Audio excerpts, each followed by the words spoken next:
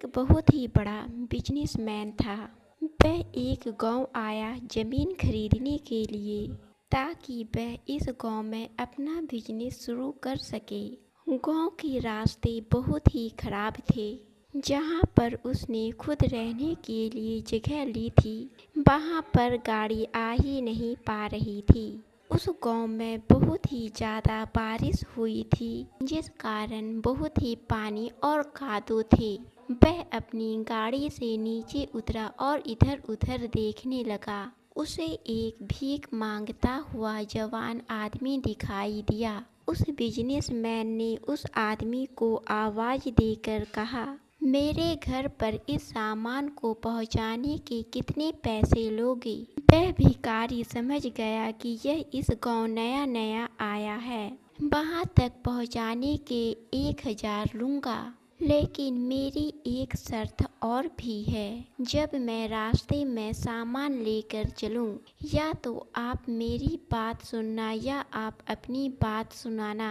Businessman बहुत ही गुस्से स्वभाव का इंसान था। उसे इस फकीर की बातों पर गुस्सा आ गया और उसने इसे डांट कर भगा दिया। फिर गांव के इधर उधर अन्य लोगों को देखने लगी, लेकिन बारिश की वजह से कोई दिखाई नहीं दे रहा था।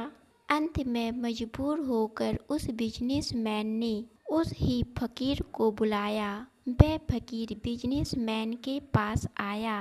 वह बोला, आपने बहुत लेट कर दी। मेरी एक और शर्त है। जब मैं घर जाऊंगा तो आप मुझे पेट भर के खाना खिलाओगे, क्योंकि मैंने 2 दिनों से खाना नहीं खाया है, जो मैंने आपको पहले बोला था। क्या आपको वो शर्त मंजूर है?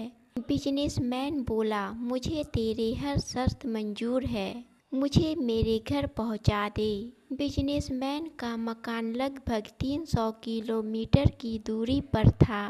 वह फकीर सामान उठाकर बिजनेसमैन के साथ चलने लगा। वह फकीर बोला, मैं आपको अपनी बात सुनाऊं।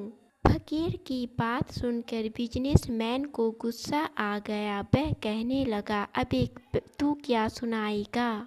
मैं सुनाता हूँ। फिर वह सोच में पड़ गया, इस फकीर को मैं क्या सुनाऊंगा, इसकी ही सुन लेता हूँ। अरे तो अपनी सुना। वह फकीर खुश होकर बोला, जो कुछ भी मैं सुनाऊं ध्यान से सुनना। यह कहकर वह फकीर पूरे रास्ते कुछ ना कुछ कहता गया और दोनों घर तक पहुंच गए। वह गरीब आदमी ने घर के अंदर सामान रख दिया। बिजनेसमैन ने उसे 1000 रुपये दिए, लेकिन वह गरीब आदमी फिर भी खड़ा रहा। यह देखकर बिजनेसमैन बोला, अब तू क्यों खड़ा है? तुझे तेरे पैसे मिल गए। वह गरीब आदमी बोला, आपने तो अपनी शर्त पूरी ही नहीं की। बिजनेसमैन बोला, कौन सी शर्त? मैंने आपसे कहा था मैं 2 दिन से भूखा हूँ, मुझे खाना चाहिए। बिजनेसमैन बोला, मैं तो भूल ही गया, तू बैठ, मैं तुझे लाकर देता हूँ। उसने झट से अपने बैग खोले और कुछ खाने को दिया। खाना खाने के बाद वह गरीब आदमी बिजनेसमैन से बोला, मैंने जो रास्ते में कहा, आपने मेरी बातें ध्यान से सुनी या नहीं? बिजनेसमैन बोला, मैंने तो तेरी कोई बात नहीं सुनी। तू इतना बक रहा था कि मेरा दिमाग खराब हो गया और मैंने तेरी बातों पर ध्यान ही नहीं दिया। वह फकीर बोला, आपने जीवन की बहुत बड़ी गलती कर दी। 2-3 दिन बाद जैसे ही आपकी पत्नी और बच्चे आएंगे, आपकी मौत हो जाएगी। फकीर की बातें सुनकर बिजनेसमैन को गुस्सा आ गया और वह कहने लगा, तू क्या बकवास कर रहा है? फिर अगले ही क्षण उसे याद आया, मैंने तो इसे बताया ही नहीं, 2-3 दिन बाद मेरी पत्नी और बच्चे आने वाले हैं। फिर इसने यह बातें कैसे बोल दी? वह बिजनेसमैन थोड़ा शांत हुआ और बोला, एक ना एक दिन तो मरना हर किसी को है, इसलिए मैं मौत से नहीं डरता। मेरी मौत जब होनी है वह तो होगी ही। जिंदगी और मौत इंसानों के हाथ में कहाँ, इसमें मैं क्या कर सकता हूँ। वह फकीर बोला, तभी तो मैं कह रहा हूँ कि मेरी बात ध्यान से सुन लो।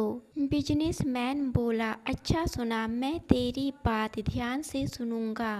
फकीर बोला, मरने के बाद आप ऊपर जाओगे तो आपसे पूछा जाएगा कि हे मनुष्य, पहले पाप का फल भोगोगे या पुण्य का, क्योंकि इंसान अपने जीवन में पाप और पुण्य दोनों करता है। आप कह देना कि आप पाप का फल भुगतने को तैयार हो, लेकिन पुण्य का फल आँखों से देखना चाहता हूँ। इतना कहकर वह फकीर मुस्कुराकर वहाँ से चला गया। 2-3 दिन बाद बिजनेसमैन की पत्नी और बच्चे आ गए।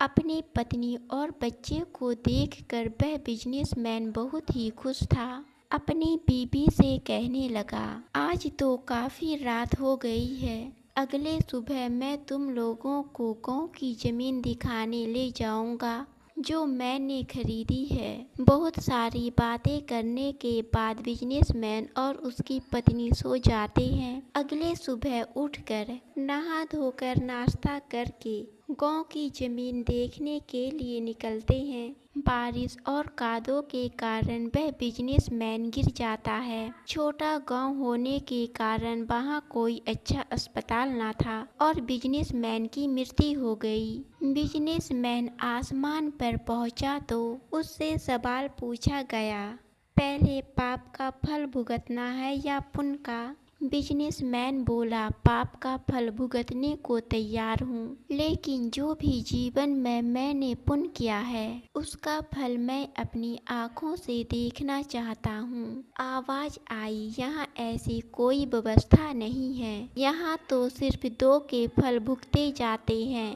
बिजनेसमैन बोला, फिर मुझसे पूछा क्यों? पूछा है तो पूरा करो। धरती पर तो अन्याय देखा है, यहाँ पर भी अन्याय हो रहा है। यमराज ने सोचा, बात तो सही कह रहा है। यमराज ने कहा, मेरे पास तो कोई भी ऐसा पावर नहीं है जिससे इस जीव की इच्छा मैं पूरी कर सकूं। बेबस होकर यमराज दूसरे यमराज के पास गए। बड़े यमराज ने पोथी निकालकर सारे पन्ने पलट डाले, लेकिन उनको कोई भी कानून की कोई ऐसी धारा या उपाधि नहीं मिली। बड़े और छोटे दोनों यमराज ने फैसला किया, उस बड़े यमराज के पास जाते हैं। जब दोनों यमराज भगवान के पास पहुँचे, भगवान बोले, उस जीव को लेकर मेरे पास आओ। दोनों यमराज बिजनेसमैन को लेकर उस भगवान के पास आए। भगवान ने दोनों यमराज को जाने के लिए कहा।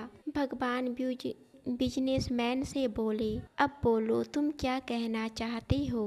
बिजनेसमैन बोला, मैं शुरू से एक ही बात कह रहा हूँ, अपनी आँखों से पुण्य का फल देखना चाहता हूँ और पाप का फल भुगतने को तैयार हूँ। भगवान बोले, धन है वह गुरु रूपी, वह फकीर जो तेरे अंतिम समय में भी तेरा कल्याण कर गया। मूर्ख, उसके बताए उपाय के कारण तू मेरे सामने खड़ा है। अपनी आँखों से तूने मेरे दर्शन किए, मेरे दर्शन से तेरे सभी पाप नष्ट हो गए। इससे बड़ा और पुण्य का फल क्या देखना चाहता है? भगवान की बातें सुनकर वह बिजनेसमैन बहुत ही खुश हो गया और दौड़ता हुआ स्वर्ग में जा पहुंचा।